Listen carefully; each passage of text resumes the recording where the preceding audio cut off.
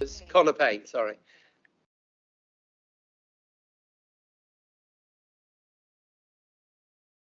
Good morning, councillors. Firstly, I'd like to ask whether, on behalf of other councillors that have asked questions as well, whether or not we are answering members' questions today.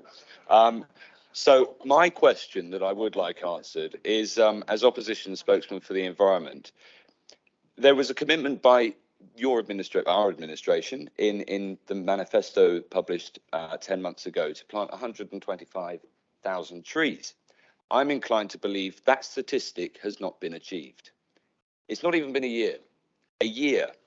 It's no wonder they seem to have removed their manifesto from the internet. In fact, they've removed their whole website. So, how many trees have been planted up to date? Where is the money to achieve this target next year? Can you assure the residents of Somerset that you will follow through on all the promises you made 10 months ago? And finally, will you be making your manifesto publicly available once again? Thank you. Sarah, would you like to go back on that? Thank you for the question. The councillor may realise that the planting season for trees is just about on us now. So the ability to plant trees between May and the beginning of the planting season would be vastly difficult. There is a huge number of trees being planted right across the county by a huge number of community groups. Certainly within South Somerset, there's been massive tree planting initiatives across the year. Our ambition, obviously, is, as you say, to plant 150,000 trees during the administration of the new council, which I believe starts on the 1st of April. And we will be working extremely hard to ensure that trees are planted right across the county. We know in Somerset that Somerset has one of the lowest tree canopy covers in the country. We're looking at about 8% canopy cover.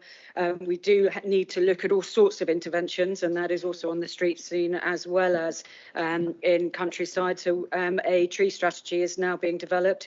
It will be available very shortly, and that will very clearly set out our strategy to ensure that trees are very much a focus of what we do in the new council. Thank you. Right, I have one more speaker in the list, and then I'm going to move back to Liz and to Bill. But Connor, do you want to put the final question before we move to? Thank you. One final quick thing. I hate to correct the lead member for the environment. However, the tree planting season ends next month and starts in November. That's according to the Woodland Trust, which doesn't take 2 seconds to look up. The other two questions that I asked about where the money was being allocated wasn't answered, which I asked at the start of my question, whether my questions would be answered, and that wasn't. Where is the money for that? And then quickly to slide in one for Councillor Keach as well, community asset transfers. I've looked through the papers and can't find an allocation for what's being done about community asset transfers. It's quite important in my division, that prospect. So is there any provision for CATs? Thank you. Yes, Sarah, would you like to go first? And then obviously I'll give Councillor Keach the opportunity to go afterwards if she would. Thank you, Chair. I'm fully aware of the planting season for trees, Councillor Payne. I was merely saying that the tree planting season has not yet finished, and so we are therefore not able to tell you exactly the number of trees that have been planted. No? Do you want to take the other question for the financing, Liz? No, I wanted to come back on community asset transfers and suggest, as well as Councillor Keach, that Councillor Wyke may wish to comment on that because of the paper we've got later. Okay, I'll give Councillor Wyke the opportunity to comment. Thank you. Two things. One, may I, just before I go on to assets, community value, and also asset transfer. I live in a very small community, and to the best of my knowledge, our contribution, 800 odd people, has been something like 8,000 or 9,000 trees planted in the last few months as a contribution. And I'm aware that within my county division, I would probably triple, if not quadruple that number. The AONB has also been planting. So I do think that we'll get there on the tree numbers. There's a lot to determine, as Sarah indicated, a lot of local groups putting huge amount of efforts into whether it's stopping the water coming off the hills, so slow down the impact on the flooding, through to improvements in the countryside, and of course planting along the cycle paths. So I assure you it is happening.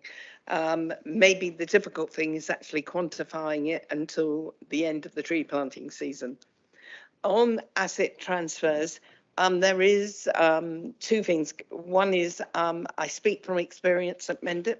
It took us 3.5 years of really determined political effort on the part of the City Council and ourselves to transfer the Bishop's Barn and recreation ground. We achieved it in the end with considerable amount of effort and support from specialist legal people. These things are not going to be easy.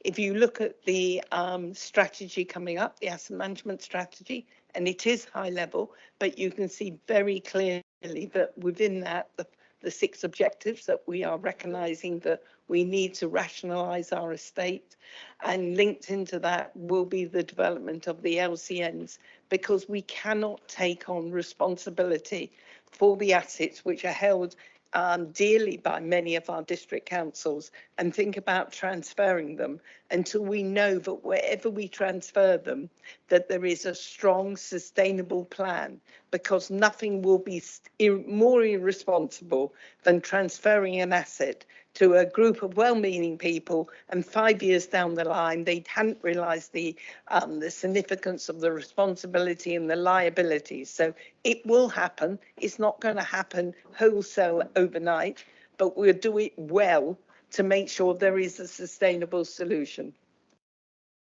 Thank you. Okay. Conor Payne.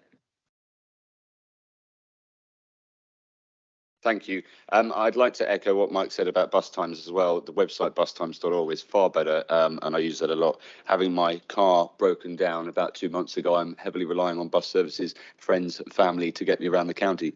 The thing I'd like to raise is that I feel as though we've shot ourselves in the foot ever so slightly. So firstly, the residents of Chard and Tatworth are immensely happy with the service that we have at night now, and they absolutely love it, and they're all very much aware of it and tell me how much they use it as well. However, that service goes to Chard and terminates at Chard. If we extended that service to Axminster, enabling residents to get to Axminster train station, perhaps the case for Chard Parkway would be a little weaker. However, as Chard Parkway, the demand for it is still very much there. Local businesses are now funding a SWOT analysis, coming together and funding that. I would like to meet with you, Mike, to essentially see, what we can do together on that project with local businesses as well, if that's all right.